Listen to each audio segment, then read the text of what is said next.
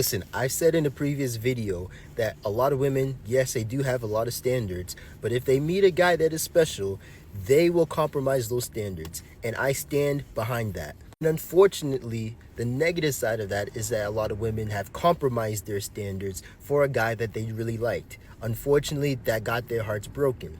And on the flip side of that, guys, if you are a man of God that loves Jesus and have 2 or 3 great qualities, and you don't meet the standards, majority of the standards that she has, you're fine. I'll give you an example. I met my wife when I was living in my mom's attic. I was not broke, but I didn't have a lot of money. But guess what? I loved the Lord. I didn't look that bad, and I was a little funny. Guys, if you have 2 or 3 great qualities about you, you're fine. If you meet a woman that has a lot of standards and like to cling to those standards and won't let go of those standards, you don't need her. You don't need to date her. She's probably not good for you.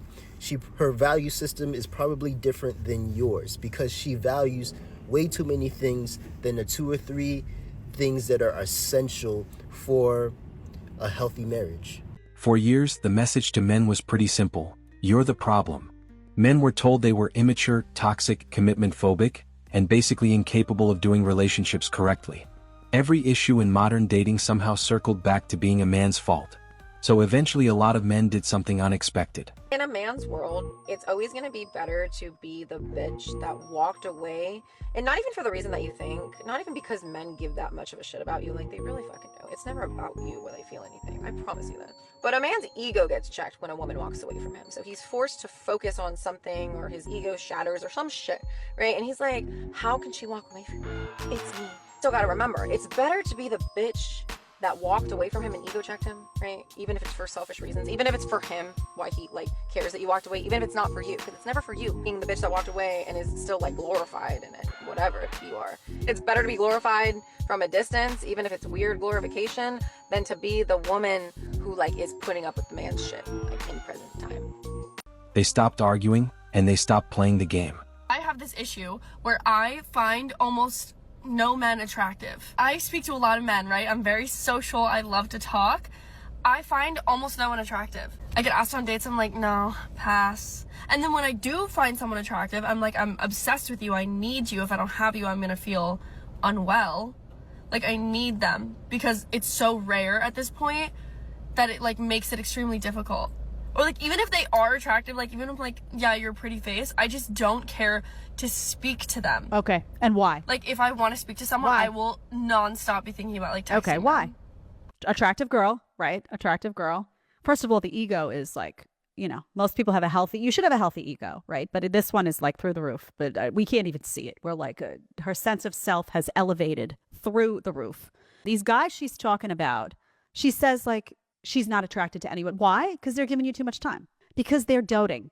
Because you're an attractive girl, and if you look at her page, every picture is all done up and like, you know, it's highly attention seeking, right? She's a pretty girl, and I don't have a problem with that, by the way.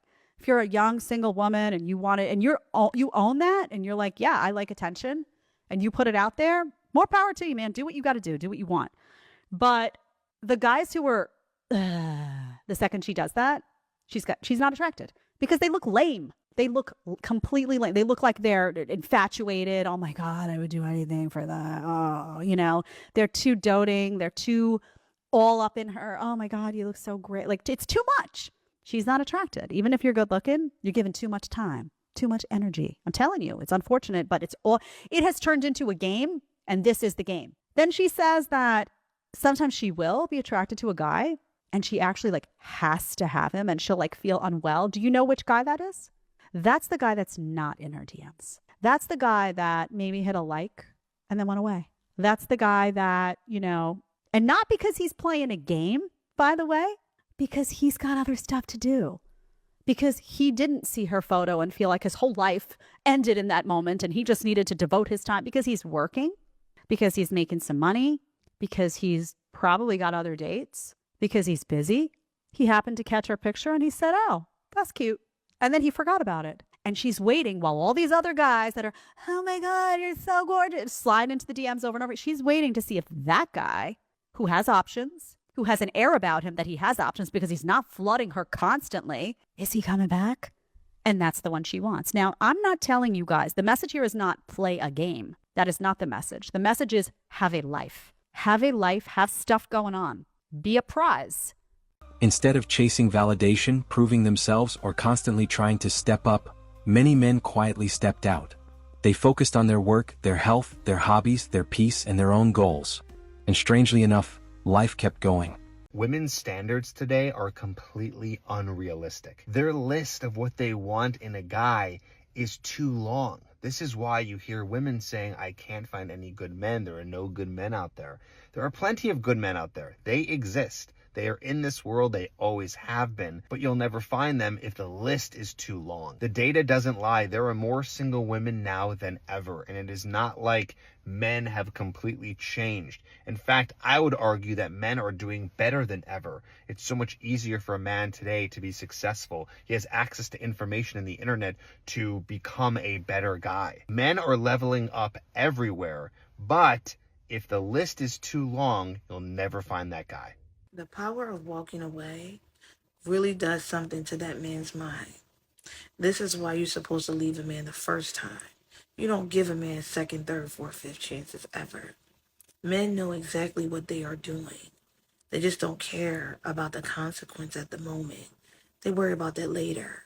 And that's if they even get any consequences. You see, these type of men, they're used to women giving them chances. But the girl that got away is not used to that. He met his match. You want to do something stupid? I'm going to show you how I can disappear and still leave an imprint on you because you would never forget me. Ever. So you have to be that girl that got away. You have to be the girl that can leave an imprint on every man you ever dealt with. The girl that got away imprint. They will never forget you, even if they're married. They will think about the what ifs. Forever. Forever. You have to be the girl that got away.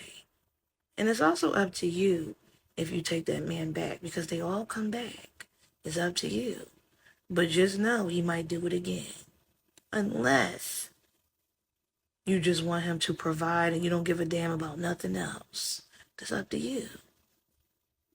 But the power of walking away is something serious. They will never forget you. I promise you that. No dramatic collapse. No endless loneliness. No desperate scramble to get back into the dating market. In fact, a lot of men started noticing something shocking. Peace is addictive. Your high standards bother men because they feel 100% entitled to women. It doesn't matter whether or not he actually wants you or is interested in you, but you need to be a viable option for him. This is why women with high standards piss men off, because he needs to know that whether or not he wants you, you want him, that he has a chance with you. What do you mean he wouldn't be good enough for you? I think sometimes it takes a hit on their ego, and other times it's just their entitlement to women's bodies. It's just their entitlement to your time and your space. I think sometimes it's a hit to the man's ego, and then other times it's literally just, who do you think you are? Who do you think you are as a woman to deny me, a man? Who are you to say that you don't want me when I don't even want you? Who are you to turn me down when I didn't court you? Who are you to tell me that I'm not good enough? So raise those standards high. Because as a woman, one of the most dangerous things you could do for yourself is end up with a man who feels entitled to you. It's not about equality, it's about entitlement. When you remove the constant pressure to perform, compete, impress, and navigate endless expectations, life suddenly becomes simpler. Men realized they could build a stable, enjoyable life without constantly revolving around dating drama. Why men have given up on women. Let's face it, the red pill community was not built overnight. As both a woman and a psychotherapist, my journey has been humbling to say the least. The number one reason that men have given up on women and on love is solely because the gap between men and women is getting larger and larger. With women, there's the movement of, I don't need no man. And then with men, you have that movement of women are a liability. So in my practice, I try to teach clients how to close that gap. The truth is that relationships and genuine love is beautiful. And it's a really powerful achievement. Man or woman, let's face it, we need one another. Now here comes the awkward part.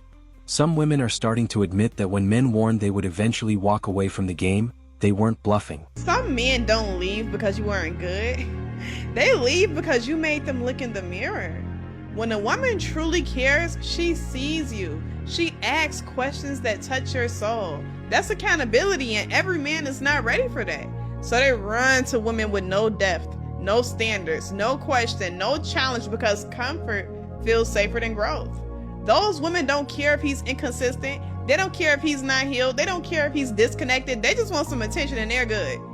But a good woman, she cannot ignore dysfunction. She will call it out, not from ego, but from a place of love. And that scares men who are not ready to evolve. So when he leaves a woman who prayed for him, don't take it personal. He didn't reject you, he rejected growth, because being loved by a real woman requires you to love yourself enough to hear her. So let him go be comfortable. The man who's meant for you won't run from your depth. He'll be grateful that you finally seen him. Men didn't protest loudly. They didn't organize marches. They just quietly disengaged. All right, ladies, let's talk about why men do not court anymore. Let's go. The reality is that modern feminism in a lot of ways had us as women take a gamble, and we lost. We took the bait that being sexually promiscuous and having no standards and no self-respect was cool and in. We decided that we would give men access to our bodies and our time and our energy without them having to put in any effort. We have allowed men to do the bare minimum for so long, and we still give them benefits that they don't deserve. And so now men are following suit, and we are confused as to why this is happening. It's okay to want a man to lead and to court you, but you have to understand that we collectively as women set the tone. So if the tone of the dating market is that all women are easy now and that men can pretty much get whatever they want and do whatever they want and still get access to us, then that's what the majority of men are going to do. There are plenty of men who are good men who love women and respect women and honor women. But even those men, if they are single and there are women out there that are throwing it at them, they're going to catch it. So just ask yourself, what kind of woman are you? And are you contributing to the problem? Are you the kind of woman who is allowing men to be low vibrational and contributing to this idea that all women have low standards and that men can do the bare minimum and get away with it? Or are you a woman who's leading by example and challenging other women around you to do the same by operating from a place of self-dignity, self-respect, values, standards, strong boundaries, a woman who knows her worth? Before we start whining and complaining about what they aren't doing, let's take a look at what it is that we are doing. And once men discover that their time, money, and energy can be invested in themselves instead of a system that often feels stacked against them, convincing them to jump back in becomes a lot harder. I personally don't think that treating women, particularly with respect and decency and kindness and blah, blah, blah, should be a left-wing or right-wing thing, just like I don't think that treating men with decency and kindness and love should be a particularly left-wing or right-wing thing. However, in the context of men acting this way, it's typically conservative traditional beliefs that underpin this behavior. I'm sorry it's this way. You've told all the liberal men that everything has to be 50-50 and that you want to be fully equal to him, and he's going to act that out. He's going to expect you to behave in such a way that demonstrates that. And fair enough, you've told him that's what you want. It's no wonder that fertility rates are falling. Everyone is insane. To be honest with you all as well, I think that the sort of social conditioning that I just described around male-female behavior is probably why a lot of men now actively do not want to approach women, and why women, the normal ones, are finding this very frustrating. Because when a man finally experiences a life that feels calm, stable, and drama-free, the last thing he wants is to go back to the chaos he just escaped. One of the first things you said in this show, before I knew anything about you, you said, I want my man to provide. I want a traditional relationship. But the truth is, we are not in a traditional environment. This is very true. So before I knew anything about you, I knew what you wanted from me. And that's kind of a turnoff. Why? I didn't know anything about you and anything about your personality, anything about what you like. It's just that, what can you give me? Yeah, I don't really want to like downgrade my life. I mean, but you said, I want a man that can take care of me. Yeah, I want a man that wants to do it, though. I mean, of course, a man wants to do it, but when that's the first thing you say, when that's the first thing you say, it's kind of like... Because I ain't wasting my time no more, you feel me? I like to tell people what I'm looking for so no one's confused. I'd rather be an open book. Why not tell them about who you are as a person? Oh, yeah, we can do that on a friendship level. But if someone's approaching me like, I want to date you, I'm going to be like, okay, what do you want? The guy has to want to be a provider. or I'm not the girl for you. But like I said, when that is the first topic of conversation, can you see how a man can kind of be a little off-put by that? I don't care. That's the problem. And that's why you're still single. So the real twist in 2026 isn't that men walked away. It's that many of them realized they're perfectly fine staying away. Men stopped playing by the rules, and now everyone's freaking out. Let's break down why silence has become the loudest move.